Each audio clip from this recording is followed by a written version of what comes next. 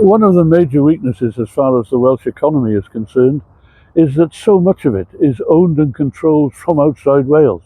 For example, I'm just standing over the road from the Seven Steelworks in Tremorva in Cardiff, in the constituency of Cardiff and Penarth. It's now owned by a Czech company. It was previously owned by a Spanish company.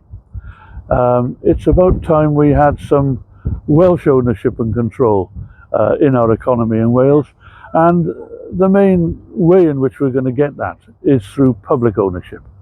For example, in Port Talbot, as an example of what could be done, the Welsh and British governments are funding the modernisation of Port Talbot Steelworks, a very worthy aim, with a provision of £500 million worth of public money. But there's no public shareholding to go with it. There's no public or democratic control over how wisely that money is used, should be used, and so on. So we need to rebuild an industrial sector in our economy. It needs to be done primarily through the direction of private capital and through public money available from the Public Works Loans Board at a low rate of interest.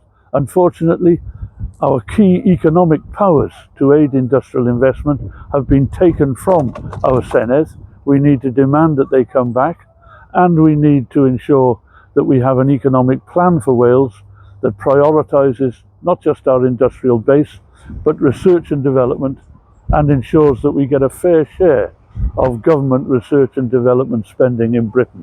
Currently, we get about somewhere between 1 and 2%. We also need, finally, a Welsh Economic Development Authority that's going to take charge of the process of planning the economic development of Wales in the interests of the workers of Wales and the people and local communities of Wales.